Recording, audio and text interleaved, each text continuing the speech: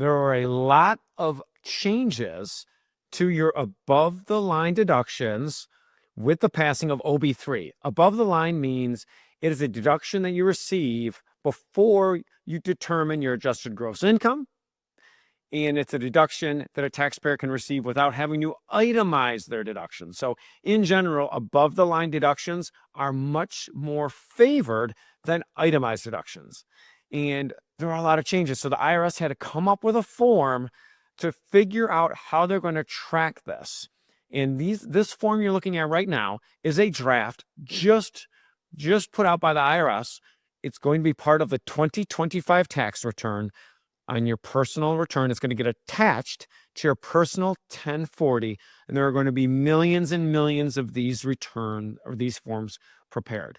It's called Schedule 1-A. Now, previously we had a Schedule 1, but this is 1-A, and you could see that it is called additional deductions. So Part 1 really identifies what the modified adjusted gross income is for a taxpayer.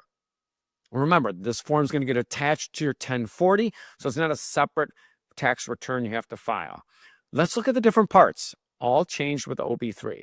Part 2, no tax on tips. So we have additional content that we talk about how the tips are going to be reported to the IRS on a W-2. It gets a little trickier if you are a freelancer, but no tax on tips is reported on this form, and this form is going to calculate the deduction you get. So out of all the tip income you have, how much of it is not going to be taxable on your 2025 return? And that gets reconciled here in Part 2.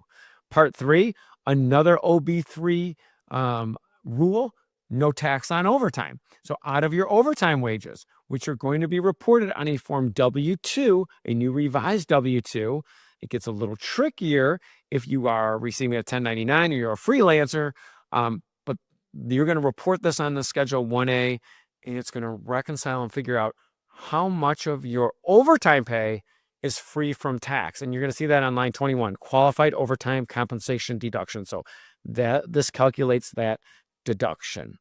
Let's move on to the next page.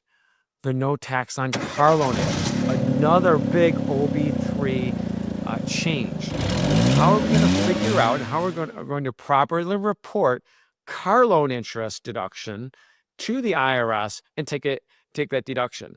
Very important. You're going to have to report the VIN number of the vehicle, right? That's kind of the social security number for every car. And that's what's reported here on Part 4.